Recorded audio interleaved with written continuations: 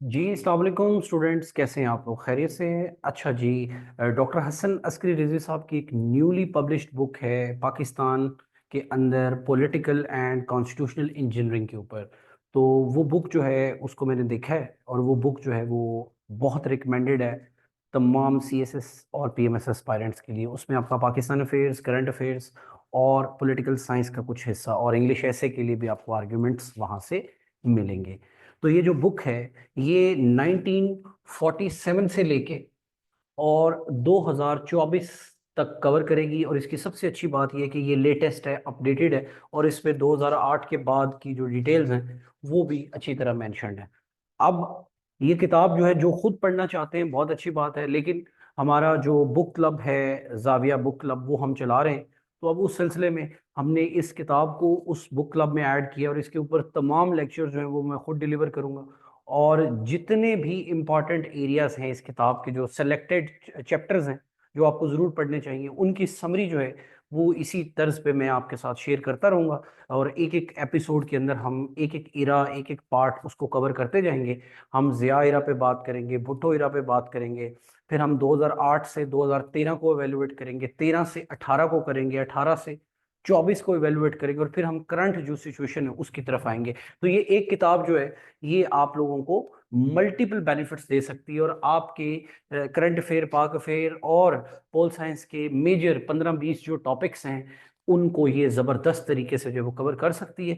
तो दूसरा, मैं कोशिश करूंगा कि जो आप लोगों को मैं इसके अंदर से डिटेल शेयर करूं वो इतनी इंपॉर्टेंट या इतनी ज़्यादा हो कि आप लोग उस किताब को पढ़े बगैर उसकी एक जो क्रक्स है, उसकी जो एक समरी है, उसको आप अंडरस्टैंड कर सकें। तो आज हमारी पहली किस्त है इस सिलसिले की, पाकिस्तान कहानी, डॉक्टर हसन अस्करी रिजवी की जुबानी।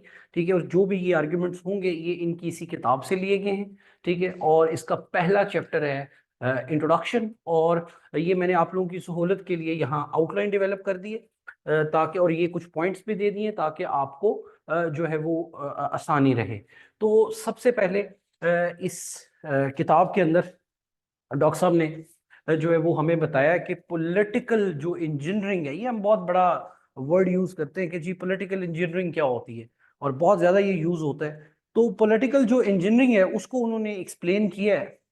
ये मैं आपको डेफिनेशन दे देता हूँ, ये आप नोट कर लें। वो कहते हैं कि जी, कि political engineering means that political, bureaucratic and military elites interference into politics and constitution by using the political and constitutional machinery, by using the constitutional and political machinery। ठीक है, और इसका क्या मतलब है? इसका मतलब है कि मैनिपुलेशन करने आपने, मैनिपुलेट करना है आपने किसको? पॉलिटिकल सिस्टम को और कॉन्स्टिट्यूशनल अपरेटिस को और पॉलिटिकल पार्टीज को, उनकी लीडरशिप को, ताकि वो क्या करें? ताकि वो जो पॉलिटिकल पार्टनरशिप्स हैं और पॉलिटिकल गवर्नमेंट्स हैं उनको वो अपनी मर्जी से जोड़ सके, अपनी मर्जी से तोड़ सके। जिसके अंदर बहुत इंपॉर्टेंट जो उन्होंने रोल बताया है वो मिलिट्री और ब्यूरोक्रेसी का बताया है, और साथ में ऑब्वियसली जो पॉलिटिकल क्लास है, पॉलिटिकल एलीट है, वो भी शामिल है। तो ये इन तीनों का ये नेक्सस है, और ये थ्रू आउट द बुक ये चीज आपको पता होनी चाहिए कि ये चीज मौजूद रहेगी। ठीक है, अच्छा, अब अगली चीज ये कि इन्होंने ये जो सियासी जमातों को तोड़ना, बनाना, गवर्नमेंट्स को तोड़ना या बनाना, ठीक है, या जितनी भी इंजीनियरिंग है उस इंजीनियरिंग के लिए जो टूल्स इस्तेमाल किए हैं, ठीक है, वो टूल्स बड़े सिंपल हैं, वो आप लोग नोट कर सकते हैं। और उसमें शामिल है जी स्टेट पैट्रोनेज, ठीक है, मटेरियल रिवॉर्ड्स, कैबिनेट पोजीशंस, ठीक है, और उसके बाद स्टेट की जो पावर्स हैं, प्यूनेटिव, ठीक है, उनका इस्तेमाल, जो रेगुलेटिव पावर्स हैं उनका इस्तेमाल, और लोगों को विक्टिमाइज करना या पनिश करना। तो ये सारे टूल्स हैं जो पाकिस्तान के अंदर पॉलिटिकल और कॉन्स्टिट्यूशनल इंजीनियरिंग के लिए इस्तेमाल होते हैं। जी, तो अब हम बात करेंगे कि जो major issues of politics doctor साहब ने बताए हैं, तो ये इन्होंने 3 से 4 किस्म के इश्यूज बताए हैं जो नेसेंट स्टेज पे पाकिस्तानी रियासत को दरपेश थे। और वो सिर्फ दरपेश नहीं थे, बल्कि उनकी वजह से बहुत सारे मसाइल का हमें सामना करना पड़ा, और वही मसाइल है शायद जो आज हमारे सामने उसी तरीके से चलते आ रहे हैं। तो उन इश्यूज में सबसे पहला और बड़ा इशू क्या है कि हमारी जो पॉलिटिकल एलीट है, हमारी जो पॉलिटिकल लीडरशिप थी उस वक्त की, वो डेवलप नहीं कर पाए कंसेंसस बिल्डिंग। किस चीज के ऊपर? कि पॉलिटिकल सिस्टम के फंडामेंटल्स क्या होंगे। ठीक है, फेडरेशन होगी, यूनिटरी होगी, ठीक है, पार्लियामेंट्री सिस्टम होगा, प्रेसिडेंशियल सिस्टम होगा, आइडियोलॉजी का क्या रोल होगा, क्या हम एक सेकुलर कंट्री होंगे या हम एक थ्योक्रेटिक स्टेट होंगे, ठीक है, या हम एक मॉडर्निस्ट कोई स्टेट होंगे या हम कोई ट्रेडिशनल स्टेट होंगे, प्रोविंसेस की जगह फेडरेशन के अंदर क्या होगी। तो ये वो तमाम सवाल थे जिनके ऊपर हमारी जो पॉलिटिकल एलीट है, ये 47 से 56 तक कोई खातर खा कोई बड़ा ब्रेक थ्रू नहीं कर पाए। और अगर किया भी, 56 में कॉन्स्टिट्यूशन बना भी, तो उसके इमीडिएटली वो कॉन्स्टिट्यूशन उसका ब्रेक डाउन हो गया और पाकिस्तान जो है वो ऑफिशियली एक एक जो मार्शल लॉ की कैफियत है उसके अंदर जो है वो चला गया। यानी कि विदाउट कॉन्स्टिट्यूशन हम दोबारा से जो है वो एक्स्ट्रा डेमोक्रेटिक जो फोर्सेस थी उनकी इंटरफेरेंस और इतनी बढ़ गई कि फिर उसके बाद मुल्क के अंदर ये जो लड़ाई है ये आज तक भी उसी तरह चलती आ रही है। उसके बाद जो दूसरा इशू उन्होंने बताया है वो ये बताया है कि पाकिस्तान के अंदर जो डेमोक्रेसी है, डेमोक्रेसी का प्रोसेस है, डेमोक्रेसी के इंस्टीट्यूशंस हैं, वो मुकम्मल तौर पर, सही तौर पर वो इवॉल्व नहीं हो सके। उनको हमने इवॉल्व नहीं होने दिया, जिसकी वजह से पाकिस्तान के अंदर जो क्वालिटी ऑफ डेमोक्रेसी है वो उतनी नहीं है जितनी कि वो होनी चाहिए थी, या जितनी वो दीगर मुल्कों ने उसको डेवलप कर लिया है, उतना हम एज अ कंट्री डेवलप नहीं कर पाए। ठीक है। और तीसरा फिर उन्होंने बताया है कि सबसे बड़ा मसला जो पाकिस्तान में है, जो थ्रू आउट हमें नजर आता है, वो ये है कि जो नॉन इलेक्टेड इंस्टीट्यूशंस हैं, जुडिशरी है, ब्यूरोक्रेसी है, मिलिट्री है, उनका रोल सियासत के अंदर, रियासत के अंदर क्या होगा और इसकी क्या तशरीह होगी। ये बहुत बड़ा सवाल है जो पहले दिन से लेके आज तक हमें जो है वो दरपेश है। और फिर अगेन चौथा बड़ा सवाल कि सिविल मिलिट्री रिलेशंस का पाकिस्तान में क्या बैलेंस होगा, और जो बैलेंस ऑफ पावर है would it be in the favour of the military side और ऑन द सिविलियन साइड। तो ये स्टूडेंट्स वो 4 बड़ी पैराडाइम्स हैं जिनके अंदर ये पूरी की पूरी जो किताब होगी वो ऑपरेट करेगी, और वहां से ही हम चीजें सीखते जाएंगे।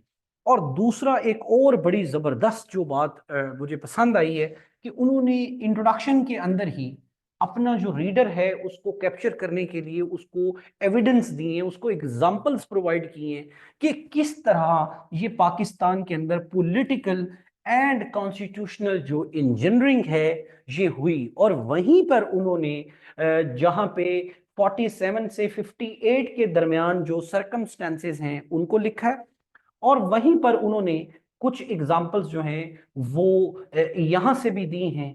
तो अगर हम CSS PMS का सिलेबस देखें, या एक तो ये हमारा सिलेबस का पार्ट है, इन इस इरा के ऊपर सवाल आता है, और वेरी रिसेंटली क्वेश्चन आया हुआ था कि इन हालात का इन हालात के साथ क्या करें, कंपैरिजन करें। तो ये again it is a very important thing कि ये चीजें आपको जो है वो पता होनी चाहिए। ठीक है। अब इसके अंदर डॉक्टर साहब ने जो आर्ग्यूमेंट दिया है वो ये दिया है कि बेशक मार्शल लॉ जो लगा वो 58 में लगा, ठीक है, लेकिन जो ब्रेक डाउन है ना, ये बड़ा इंपॉर्टेंट पॉइंट है, ब्रेक डाउन ऑफ कॉन्स्टिट्यूशनल जो नॉर्म्स हैं, break down of the democratic जो नॉर्म्स है, वो पहले से ही स्टार्ट हो चुका था। और साथ साथ जो मिलिट्री और ब्यूरोक्रेसी है, ये अपना जो रोल है ये दिन ब दिन क्या कर रहे थे, ये इनहेंस कर रहे थे। अब इसमें क्या मसला आया? ऑब्वियसली ये मसला इसलिए आया कि जिन्ना साहब की अर्ली डेथ हो गई, ठीक है, फिर लियाकत अली खान साहब की असैसिनेशन हो गई। फिर मुल्कों को तो बनाती हैं सियासी जमातें, नज़रियात की तर्जुमानी तो लोग करते हैं और लोगों की तर्जुमानी सियासी जमातें करती हैं। लेकिन अनफॉर्चुनेटली मुस्लिम लीग, जो कि पहले एक नेशनलिस्ट पार्टी थी, जो आज़ादी की मुसलमानों की तर्जुमान बनी, जिसने मुसलमानों की बका का, उनकी शनाख्त का मुकदमा लड़ा और पाकिस्तान को आज़ादी दिलाई, वो अनफॉर्चुनेटली, वो और फॉर्चुनेटली और अनफॉर्चुनेटली वो इतना ज्यादा अपने आप को स्ट्रॉन्ग होल्ड नहीं रख सके, और उसके अंदर डिवीजन्स हुई और वो वक्त के साथ कमजोर हुई, जिसकी वजह से पॉलिटिकल वैक्यूम क्रिएट हुआ फॉर द नॉन डेमोक्रेटिक जो इंस्टीट्यूशंस थे, कि वो उस पावर का जो वैक्यूम है उसको आके क्या करें, फिल करें। और चौथा मसला जो रहा जिसकी वजह से ये वो था कि पैरोकियलिज्म की बुनियाद पे जो इश्यूज थे वो रेज होना शुरू हो गए। जैसे रिलीजन का इशू बहुत बड़ा रहा, ठीक है।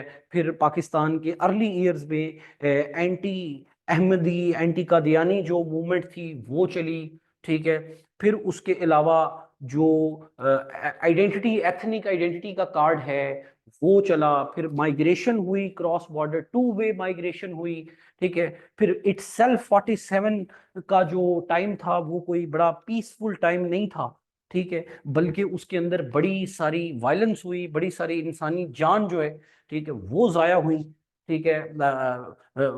इंसानी जान का ज़या हुआ, बहुत कुछ हुआ, ठीक है। अच्छा, फिर उसके अलावा अगर हम थोड़ा सा आगे चलें, बिल्कुल 53 54 के बाद, तो फिर उसके बाद हमें जो गवर्नर जनरल हैं, ठीक है, गुलाम मोहम्मद खान, ठीक है, उनका करेक्टर नजर आता है। फिर हमें सिकंदर मिर्जा जो है, फिर उनका करेक्टर हमें नजर आता है, ठीक है। फिर मोहम्मद अली बोगरा साहब जो कि पाकिस्तान के एम्बेसडर थे to the United States of America, उनको बुलाया गया और ला के उनको प्राइम मिनिस्टर बनाया गया। तो बाय द वे ये जो तीनों चारों नाम मैंने लिए, ये पॉलिटिकल नहीं है लोग, ये ब्यूरोक्रेटिक और मिलिट्री जो हमारी जनता या एलीट है, ठीक है, ये वहां से आ रहे हैं, ठीक है। तो इसका मतलब है कि यहीं से हमें नजर आना शुरू हो जाएगा कि हमारी मिलिट्री, ब्यूरोक्रेसी और जुडिशरी जो है, ये इस पूरी किताब के पैराए में अगर हम देखें तो इनका जो रोल है वो पाकिस्तान के अंदर, पाकिस्तान की जो पॉलिटिकल और कॉन्स्टिट्यूशनल इंजीनियरिंग रही है उसके अंदर इनका जो रोल है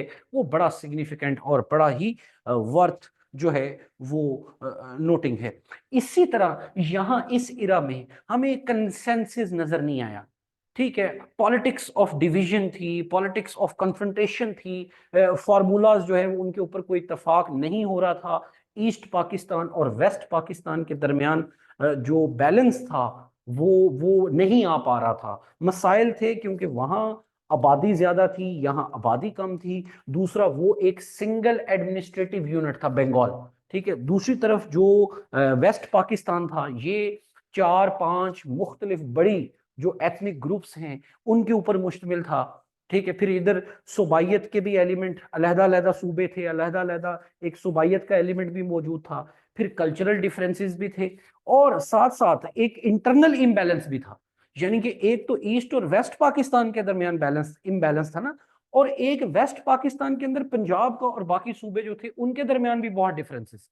तो इस सारी जो कह लें सिचुएशन थी, इसने कोई ऐसा कंसेंसस, कोई ऐसा पॉलिटिकल फार्मूला डेवलप नहीं होने दिया जिसकी वजह से हम दुनिया के दीगर मुल्कों की तरह इस बहस में से गुजर के तो तरक्की के रास्ते पर चल पड़े।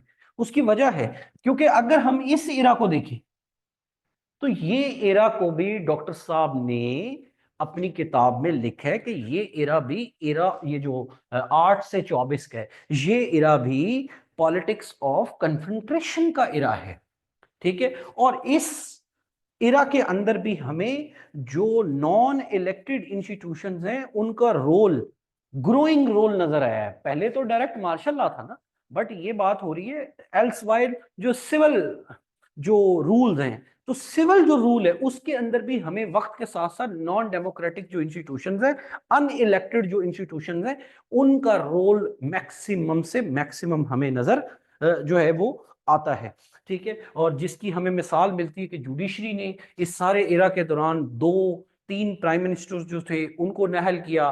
फिर जुडिशियल एक्टिविज्म हमें नजर आती है, ठीक है। फिर उसके अलावा बहुत सारी ऐसी पॉलिटिकल जो करेक्टर्स हैं, ठीक है, वो हमें मशकूक नजर आते हैं, जिनमें हमें एस्टैब्लिशमेंट का रोल नजर आता है। ठीक है, तो ये तमाम वो चीजें हैं जो हमें यहाँ पे नजर आती हैं। तो उन्होंने इन दोनों को एनालाइज किया कि किस तरीके से इनके अंदर जो है वो सिमिलैरिटीज हैं।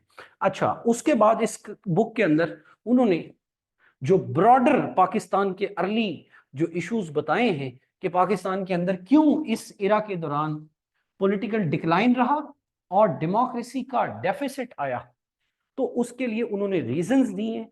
बड़ी पर्टिनेंट रीजंस हैं, पेट रीजंस हैं। ठीक है, इनका आपको पता है और आप इनको पेपर्स में, पाक अफेयर में, करंट अफेयर में जहां मर्जी जबरदस्त तरीके से इस्तेमाल कर सकते हैं। मसलन उन्होंने बात की है कॉलोनियल लेगेसी और इंस्टीट्यूशनल इम्बैलेंस। तो इसके अंदर डॉक्टर साहब कहते हैं कि जो पाकिस्तान की मिलिट्री है या ब्यूरोक्रेसी है, ऑब्वियसली ये पाकिस्तान के बनने से पहले यहाँ मौजूद हैं।